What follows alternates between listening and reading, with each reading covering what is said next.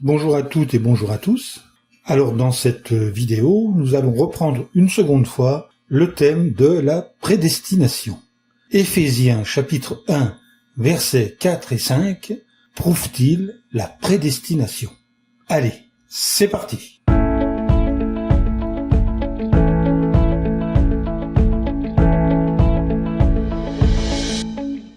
Pour rappel, la doctrine de la prédestination, c'est une doctrine selon laquelle Dieu fait de sa préscience un usage absolu et trace à l'avance la vie et la destinée de chacun.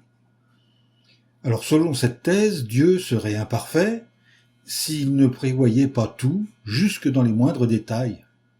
Ceux qui partagent ce point de vue invoquent le cas d'Ésaü et de Jacob, les fils jumeaux d'Isaac, afin de prouver que Dieu prédestine ses créatures avant leur naissance. Il cite encore des textes comme Éphésiens chapitre 1 versets 4 et 5 pour démontrer que Dieu a prévu et prédestiné l'avenir de toutes ses créatures avant même le commencement de la création. C'est important, je répète, avant même le commencement de la création.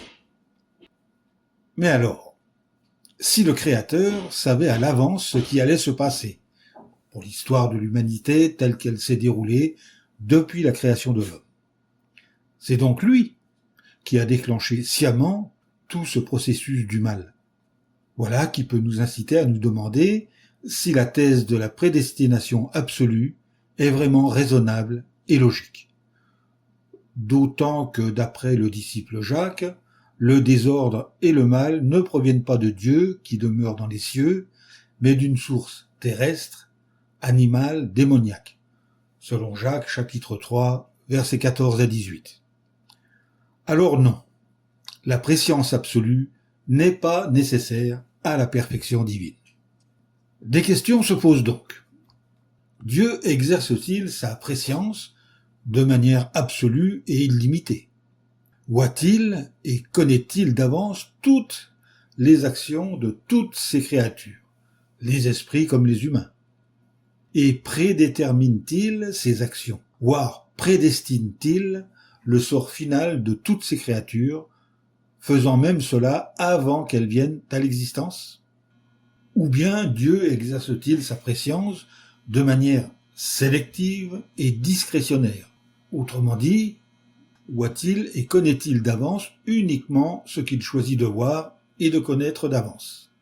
Au lieu de décider de la destinée éternelle de ces créatures avant qu'elles viennent à l'existence, n'attend-il pas de juger de leur vie et de leur réaction effective dans l'épreuve? Les réponses à ces questions doivent nécessairement venir des Écritures elles-mêmes et des renseignements qu'elles donnent sur les actions de Dieu et sur ses relations avec ses créatures, notamment de ce qui fut révélé par l'intermédiaire de son Fils, Jésus-Christ. En fait, Dieu exerce une préscience sélective. Cela suppose qu'il puisse décider de ne pas prévoir sans discrimination tous les actes futurs de ses créatures. Dans cette hypothèse, l'histoire qui a commencé avec la création n'est pas la simple exécution d'un scénario conçu et établi à l'avance.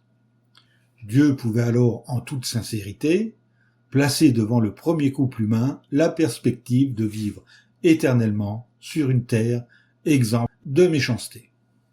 Quand il a donné à ses premiers enfants humains la mission de remplir la terre, d'en faire un paradis et de tenir le règne animal dans la soumission et dans la perfection et sans péché, il faisait vraiment preuve d'amour en leur conférant un grand privilège et il exprimait un désir qu'il éprouvait réellement. Il ne se contentait pas de leur confier une tâche pour la forme, en sachant pertinemment qu'ils étaient condamnés à l'échec. C'est une marque de cruauté et d'hypocrisie que d'offrir quelque chose d'extrêmement désirable à quelqu'un quand on sait qu'il ne remplira jamais les conditions requises pour l'obtenir. Or, il ne fait pas de doute que Dieu est de bonne foi lorsqu'il invite tous les hommes à saisir les bienfaits actuels et éternels qu'il leur propose. À ce sujet, vous pouvez lire dans Matthieu, au chapitre 21, le verset 22, et dans la lettre de Jacques au chapitre 1, les versets 5 et 6. Témoin ces paroles qu'il a adressées aux Israélites. Je n'ai pas dit à la postérité de Jacob, cherchez-moi pour rien. Je suis Jéhovah, énonçant ce qui est juste, révélant ce qui est droit. Tournez-vous vers moi et soyez sauvés, vous tous qui êtes aux extrémités de la terre. Selon Isaïe, chapitre 45, versets 19 à 22. Dans le même ordre d'idées, l'apôtre Pierre a écrit « Jéhovah n'est pas lent pour ce qui est de sa promesse, comme certains considèrent la lenteur. Mais il use de patience envers vous, parce qu'il ne veut pas que quelqu'un soit détruit, mais il veut que tous parviennent à la repentance. » Selon la deuxième lettre de Pierre au chapitre 3 et au verset 9 et 13. Si des millénaires à l'avance Dieu avait déjà prédestiné certains individus au salut éternel et les autres à la destruction définitive, on pourrait se demander à quoi sert sa patience et dans quelle mesure il souhaite réellement que tous parviennent à la repentance. Sous l'inspiration divine, l'apôtre Jean écrit que Dieu est amour. Et l'apôtre Paul souligne que l'amour espère tout, selon 1 Jean chapitre 4 verset 8, ou la première lettre aux Corinthiens chapitre 13 versets 4 à 7. Compte tenu de cette qualité remarquable, on peut s'attendre à ce que Dieu adopte une attitude ouverte et bienveillante envers tous, qu'il désire sincèrement les sauver jusqu'au moment où certains s'en révèlent indignes et où l'espoir n'est plus permis. Vous pouvez lire dans la deuxième lettre de Pierre, au chapitre 3, le verset 9, ou dans l'épître aux Hébreux, au chapitre 6, les versets 4 à 12. C'est pourquoi l'apôtre Paul parle de la bonté de Dieu qui veut te mener à la repentance. Romains, chapitre 2, versets 4 à 6. Enfin, on ne pourrait guère dire que le sacrifice rédempteur de Jésus-Christ a été offert pour tous, si Dieu, par sa prescience, avait déjà refusé l'accès aux bienfaits qui en découlent à un certain nombre d'humains, peut-être même à des millions, en décrétant même leur naissance qu'ils ne pourraient jamais en profiter. L'impartialité de Dieu n'est certainement pas un vain mot. En toute nation, l'homme qui le craint et pratique la justice lui est agréable. Nous dit-on en Actes chapitre 10 versets 34 à 35, Deutéronome chapitre 10 verset 17, ou encore Romains chapitre 2 verset 11. Tous les hommes ont vraiment devant eux la possibilité de chercher Dieu, si toutefois ils le cherchent à tâtons et le trouvent vraiment, quoiqu'en réalité il ne soit pas loin de chacun d'entre nous, selon Actes chapitre 17, versets 26 et 27. Ce n'est donc pas un faux espoir, ni une vaine promesse qui nous sont proposées à la fin du livre de la Révélation, où Dieu nous adresse cette exhortation, que quiconque entende dise viens, et que quiconque a soif vienne, que quiconque le veut prenne l'eau de la vie gratuitement, selon Révélation, chapitre 22, verset 17. Alors il est vrai que dans certains cas, Dieu a bel et bien prévu la voie que des classes de personnes, je dis bien des classes de personnes, des nations, où la majorité des humains choisirait ce qui lui a permis d'annoncer dans les grandes lignes le cours de leurs actes futurs et de décider à l'avance des mesures qu'ils prendraient à leur égard. Toutefois, cet usage sélectif de la prescience n'empêchait nullement les membres de ces classes d'exercer individuellement leur libre arbitre et d'opter pour une autre voie. Prenons l'exemple de Noé. À l'époque de Noé, Jéhovah a révélé son dessein de détruire des vies humaines et animales par le déluge. Cependant, les Écritures précisent qu'il a pris cette décision seulement lorsque la violence et d'autres formes de malice se sont répandues au point de la rendre nécessaire. Dieu, qui connaît bien le cœur des fils des humains, a alors constaté après examen que toute inclination des pensées de son cœur, celui de l'homme, n'était toujours que mauvaise, selon 2 Chroniques chapitre 6, verset 30, et Genèse chapitre 6, verset 5. Toutefois, des individus, en l'occurrence Noé et sa famille, ont gagné son approbation et ont échappé à la destruction, comme vous pouvez le lire en Genèse chapitre 6, versets 7 et 8 et chapitre 7, verset 1.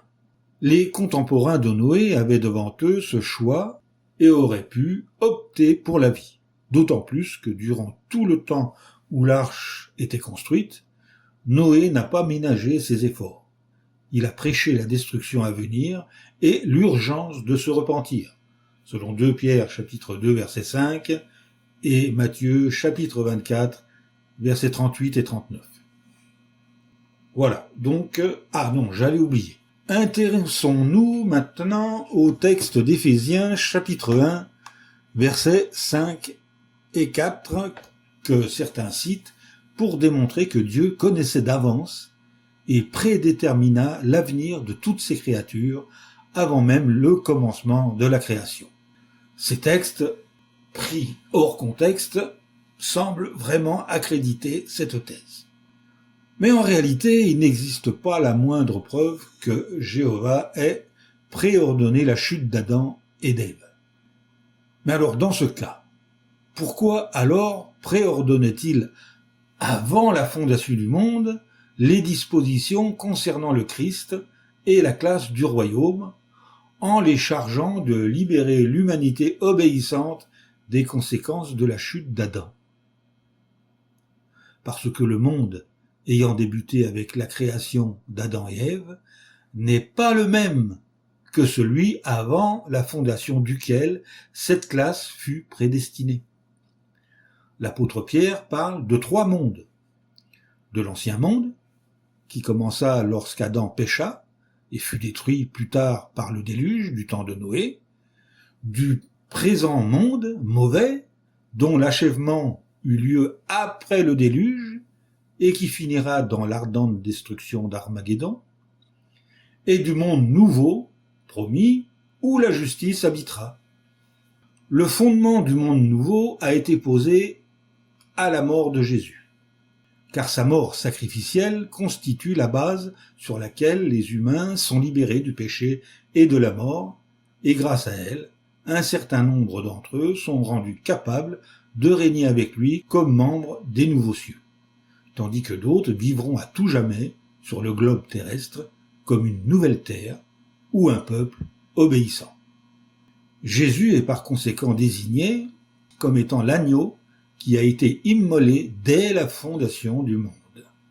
Vous pouvez lire Hébreux chapitre 9 versets 25 et 26, 2 Pierre chapitre 3 versets 5 et 7, verset 13 également, et Révélation chapitre 13 verset 8. Jésus fut-il mis à mort avant la création d'Adam? Certainement pas. Mais plus de 4000 ans plus tard, en l'année 33. Mais avant que le fondement du monde nouveau fût posé, par la mort, la résurrection et l'ascension du Christ dans les cieux, avec le mérite de son sang versé pour l'offrir à Jéhovah. Le Christ et la classe du royaume étaient prédestinés, mais cette prédestination eut lieu après qu'Adam et Ève eurent péché. C'est après leur chute que le Christ fut promis comme la postérité qui opérerait la délivrance, postérité à laquelle s'associeraient de fidèles créatures pour devenir de nouveaux cieux, c'est-à-dire le nouveau gouvernement du monde nouveau. Pour conclure, si nous comprenons que c'est le monde nouveau, avant la fondation duquel, en l'an 33 de notre ère, la classe du royaume fut prédestinée, il n'existe plus de base pour argumenter que Dieu détermina d'avance la chute d'Adam et la condition pitoyable de ses descendants. Si Jéhovah avait ordonné d'avance la chute d'Adam, l'épreuve de son obéissance et celle d'Ève en Éden n'eût pas constitué une épreuve équitable, mais seulement un simulacre, une mauvaise plaisanterie, une farce. Jéhovah n'aurait pas entrepris une œuvre condamnée à l'insuccès et où la vie éternelle de l'homme eût dépendu d'une balance faussée. Fin de cette allocution. À bientôt.